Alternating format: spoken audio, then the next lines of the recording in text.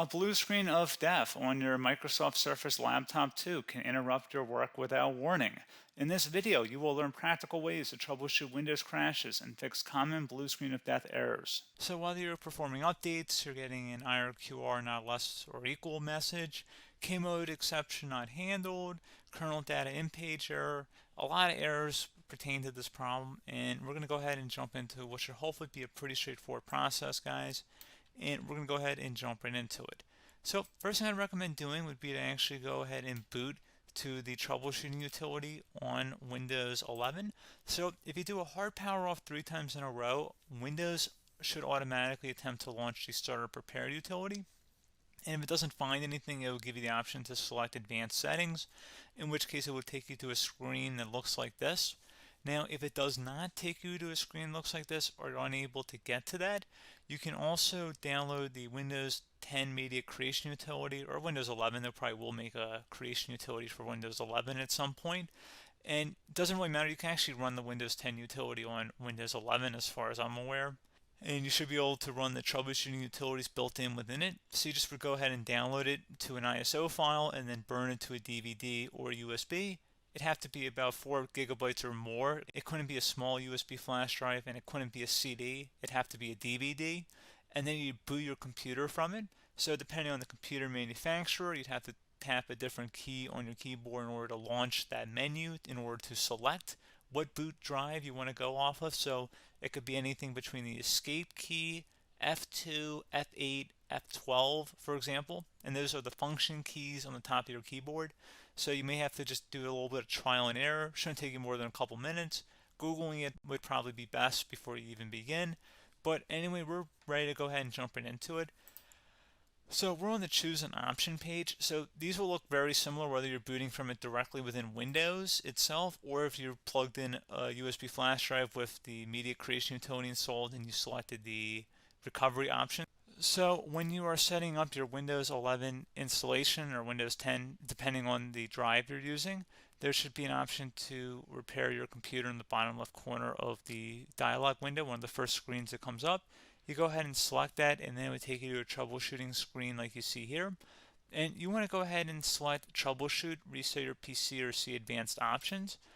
And then there are going to be a whole bunch of options in here that we're going to explore in today's video. The first one, we're going to actually go underneath advanced options and then select startup prepare, fix problems that keep Windows from loading. So go ahead and select that first.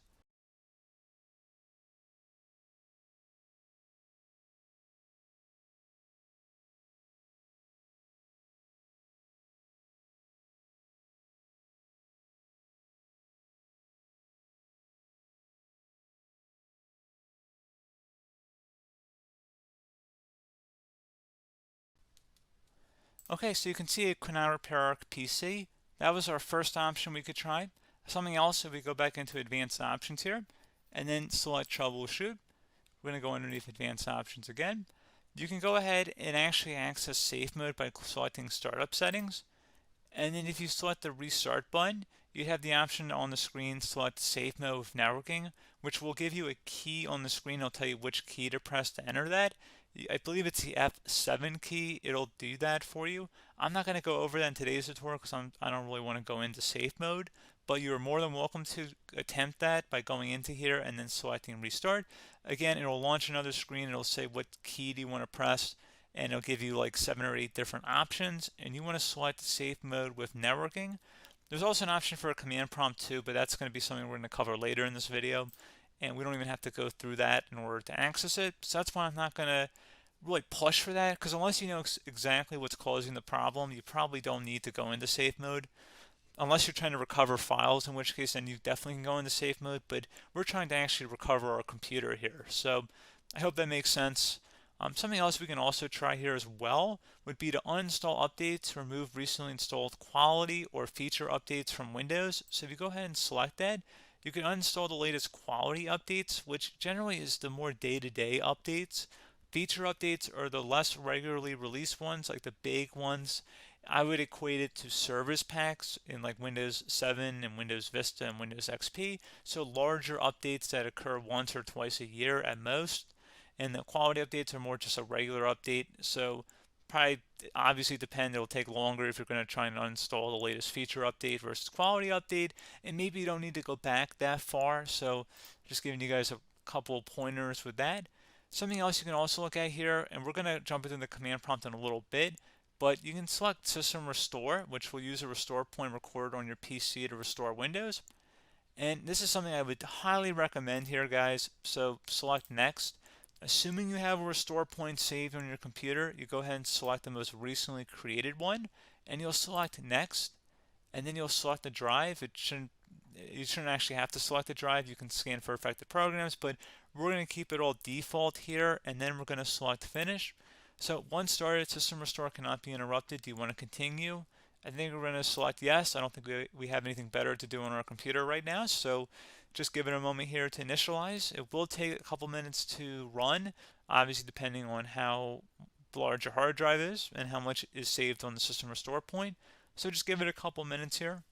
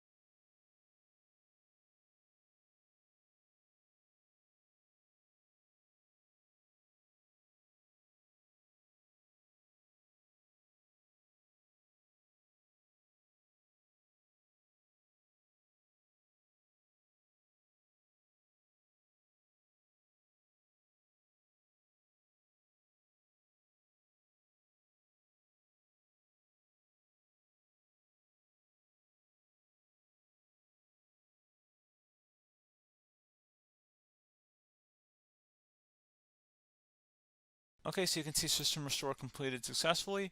The system has been restored. Your documents have not been affected. Click the Restart button to restart your computer. Go ahead and select Restart.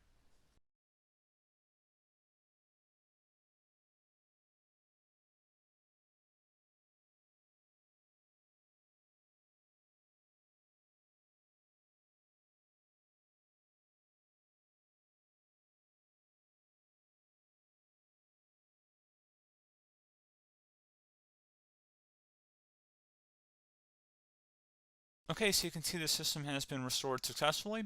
We're going to go over a couple different methods in addition to that if that did not work. So I'm just going to pause the video and we're going to start back on the recovery screen that we started with. Okay, so a couple other things we can try here too. If you go back into troubleshoot, you can select reset your PC, while you choose to keep or remove your personal files and then reinstalls Windows.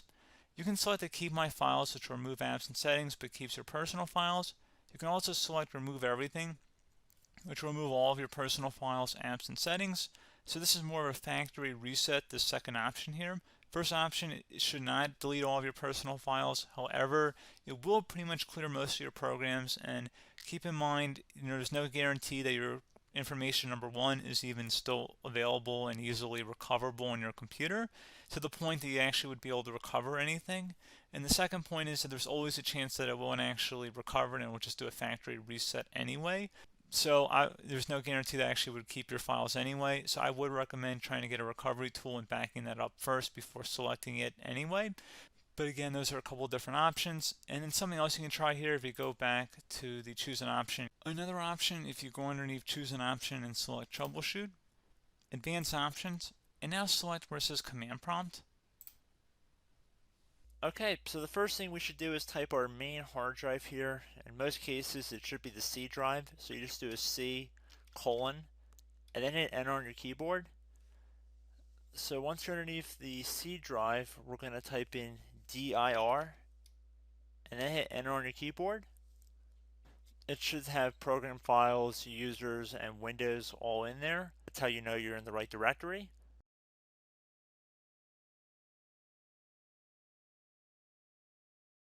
In some cases, it might be the D drive as well, so just keep that in mind.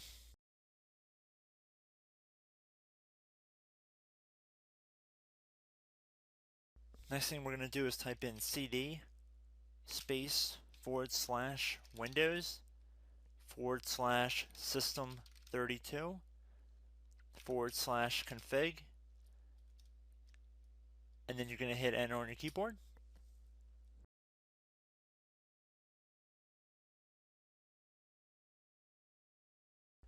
So now you're going to type md space backup. If you've seen other tutorials, it might also say to put down md backup. That's because the backup name is pretty common when you want to back something up.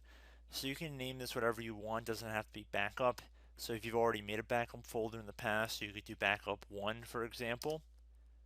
So once you're done setting the name you want the backup to be called, hit enter on your keyboard again.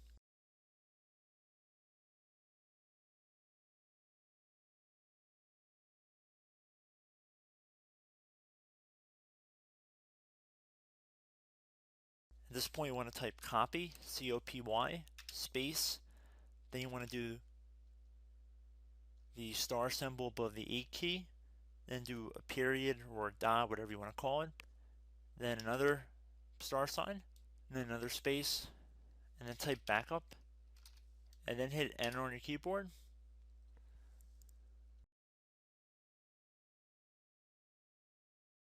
Now you want to type cd reg back, R-E-G-B-A-C-K, and then hit enter on your keyboard. So now that we are under the reg back, so now you want to type dir again, and then hit enter.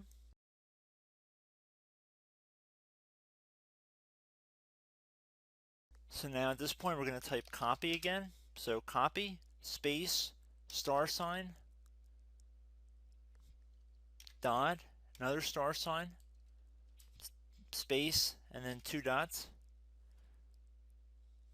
So we're going to type copy, space, star sign, dot, sign, star sign, dot, dot, and then hit enter on your keyboard again. So for overwrite, you want to overwrite all. So type A on your keyboard, so capital A, and then hit enter on your keyboard.